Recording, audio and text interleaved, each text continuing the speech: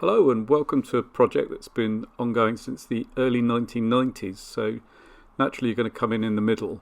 This time we're looking back 4 years to 2020 when I was working on my godson's car. This is a day when we installed a complete nose that I'd built at home and a complete dashboard, tail post and this modular wiring system to get the whole thing looking like a finished car. Whilst Edward bolts the nose module onto the front of the chassis, and I'm using the shock absorber bolts because they're in common between my chassis, slightly different to his. We can have a little look round, and he's trimmed the scuttle top to the piece strip. His foot bulge looks lovely, and then here's the tail that we were working on in the last video. Front end fits pretty well for some bungee cords. Big reveal, ta-da! Lift that one up. Oh, it's stuck through the hole. Yeah. Ah! She started fitting it. It has. We have got a floor and everything for it, but when I took the body, You didn't go for the flawless finish. To Oh, the dashboard side, out. it sort of all fell to pieces. Dashboard out. I'll move the fuel tank well out of the way before we trip on it. Oh, there's probably one. There is at least one screw in it. There's a screw this side under the P-strip. Yeah. So. One more. Oh, the whole side has to come off, of course. I think Yeah. up to about halfway and then get the screw out. Got a tail post fitting. Looks quite odd sitting in the house, but it looks like it was made to go there. Side is going to be not quite that high, but almost. So asymmetrical. It's on mine. Optional extra. Ooh. I'm most concerned about versus the steering column. Well, it matches. So that so it needs a little adjustment at the base. So what holds those strips of ash in at the bottom? These are glued in here. Oh, okay. So we know which one's being cut then. It's quite nice. And I think you've been a little liar about where your steering column comes. Because maybe it could have been symmetrical with the steering column there, but but you like asymmetry, so there we go. Nice. It's asymmetric because of a mismeasure on the steering column. The scuttle as well. It looks a bit low. It's the only thing.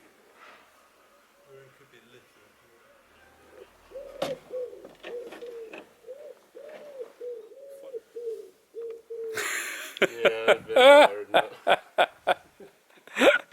Okay, so that off-cut templating thing, not so good. Should we undo the screws and make it a little taller? Move it up a bit, yeah. You pull that back, just to... Put that back until I've finished my cup of coffee. We're just going to enjoy the moment. Trying to make the dashboard, which is very lovely, fit in and sort of adjust it slightly for the having been made about 50 miles away. Not a situ. To a template that was... The offcut from the original one, which is less impressive and doesn't have instruments on it and useful things like glove boxes. And how come it's come out the wrong size? Yeah, it's quite impressive, isn't it? It's close enough anyway. A bit of jigging around, it'll be fine. Won't it? So, trimmed the backs of these so they drop into the slot, but then having dropped it in the slot, it was pretty obvious it was sitting too low. So we've now got the height right, however, the backwardsy forwardsy bit is wrong. But yeah, it'll be fine by lunch, won't it? Edward actually likes quick and dirty paint finish. Apparently this is the look that he is going for. Do you even like the rumplediness? Yeah, I do quite like them when they're a little bit.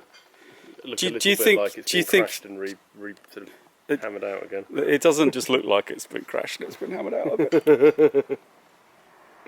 No, those wings might have been on the car when I drove my car into my car. So these wings you might actually keep for a few years.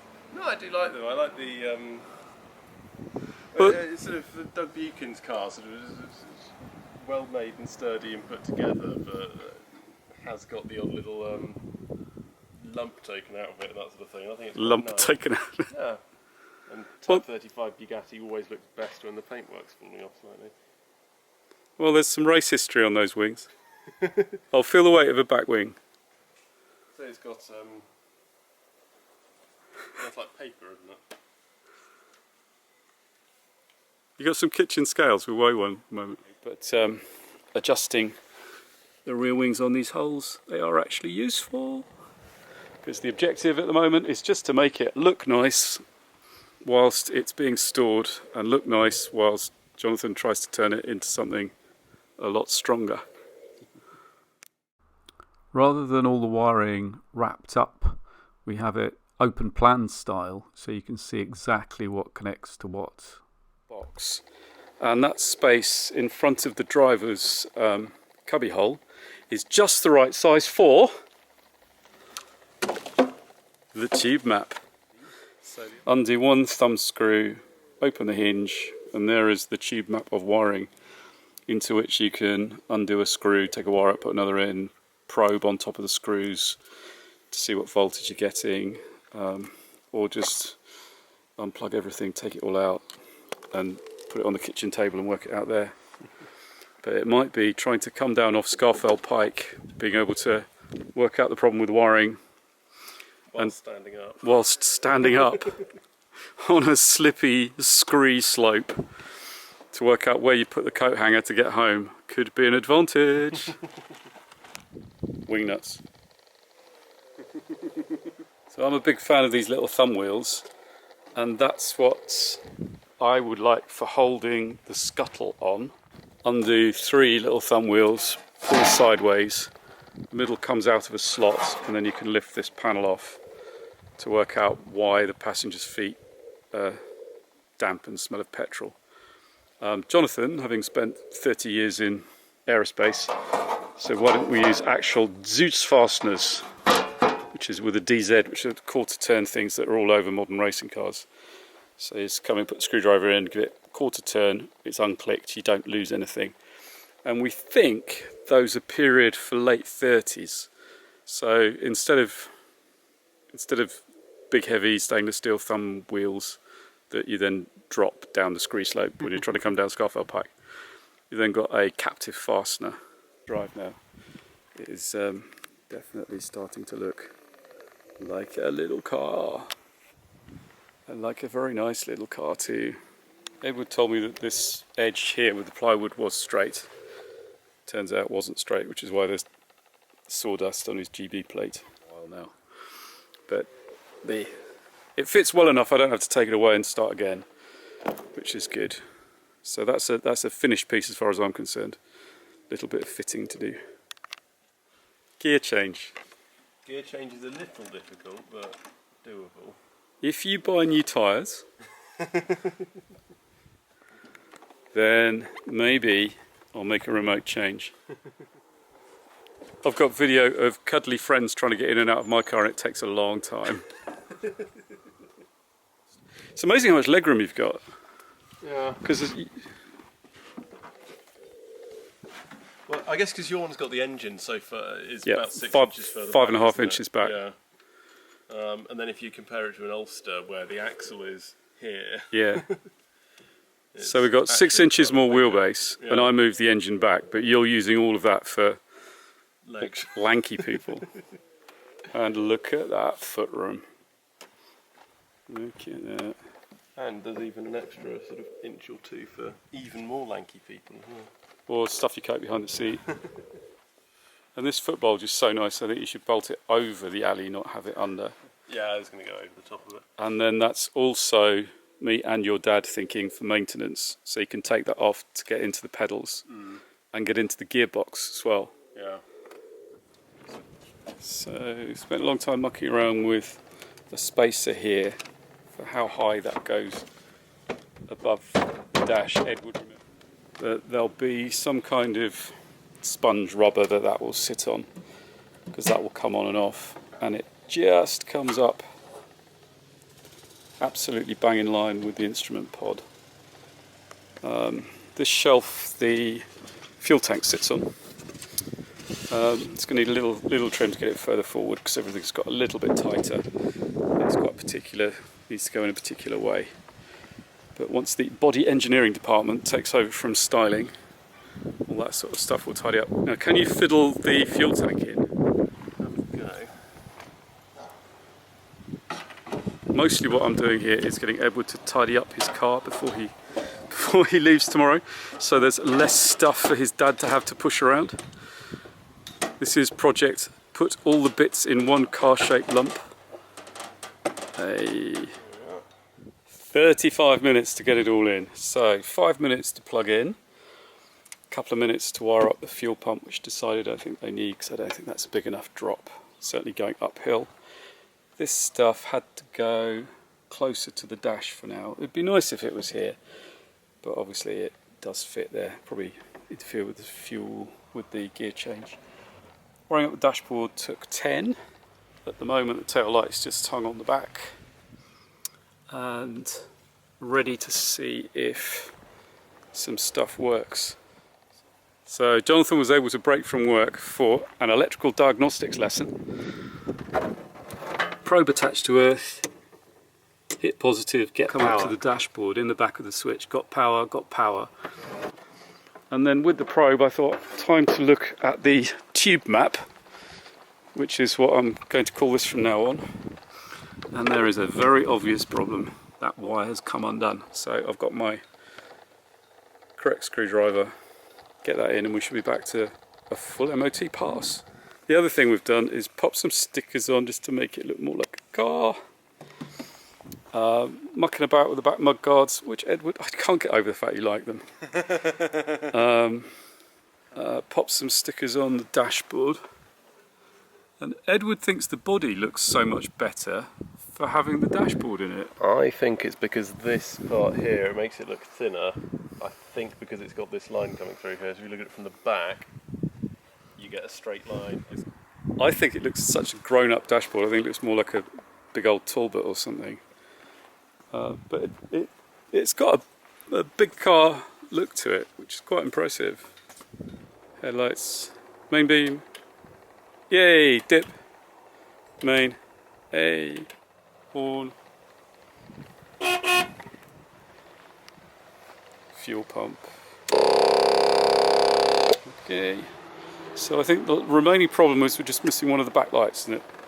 So the left side light, and the tail light.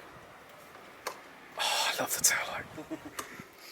So down here, one of those colours is left side light, one of those colours is right side light. I have to look up which. Got my book.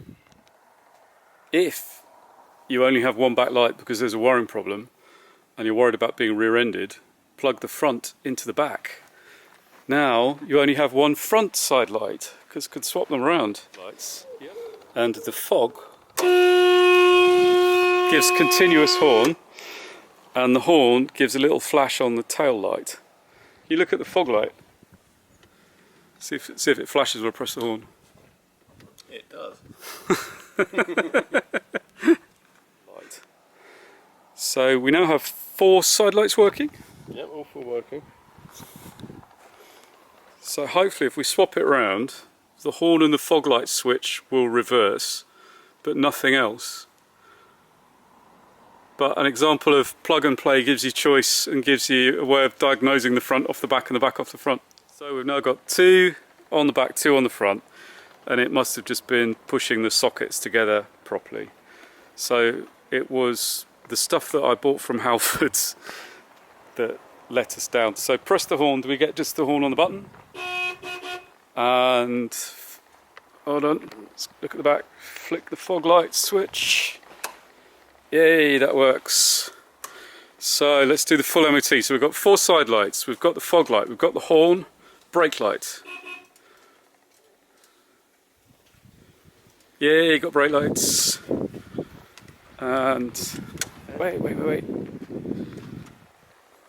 Okay, headlights. Full beam dip. Hey! Oh, dip them again, didn't click.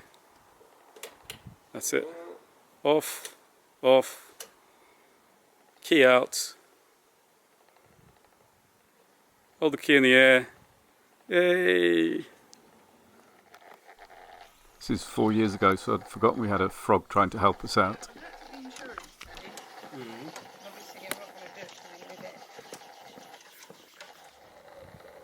It's got a big springy piece of wood to check that the mudguard stays line up, and they do. So there'll be a sturdy bonnet side that will run down there, and what I'm delighted by is the shape of that is correct. So I've moved the mudguards out a bit, which might be because there's a lot of toe in, and once the wheels are in line that'll move in a bit. So there's a spare hole on it, but that shape is alright. Probably a little bit high, but there's 2 holes to adjust, so it'll go 2 clicks lower. I think it'll look great.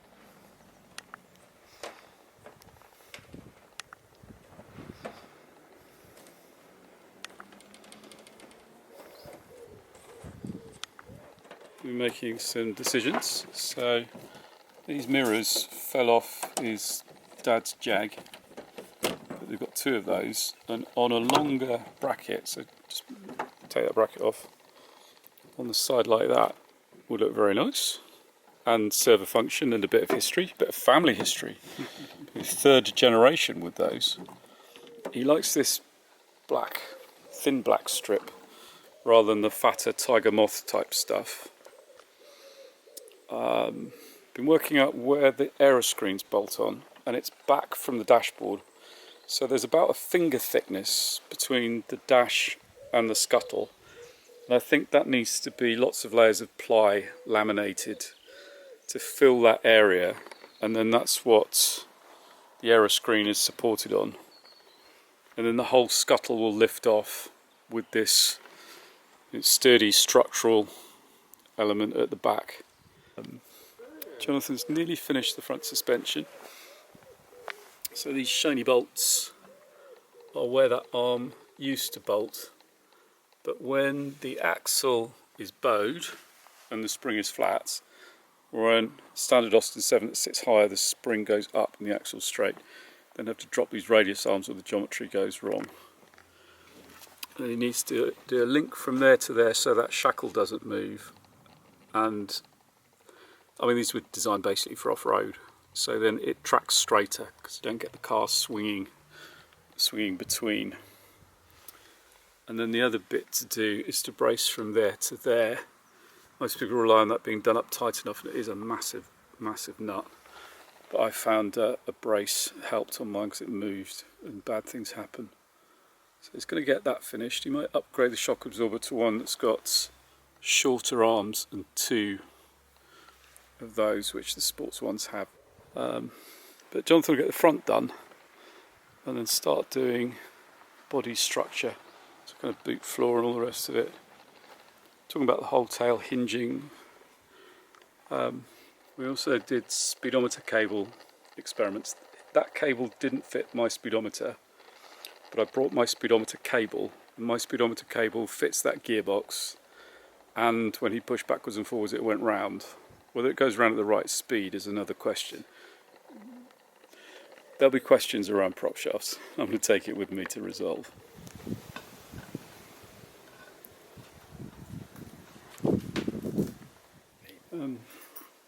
Had the most brilliant day, I must say. So that's it for this film. As of January 2025, that car is now behind Edward's house in a garage, so hopefully there'll be some progress happening soon. And the other progress that's happening is on a car for a young friend, and taking some of the lessons from this LOOM build in particular into that. So there'll be some more films on that. So thank you to everyone who stayed till the end.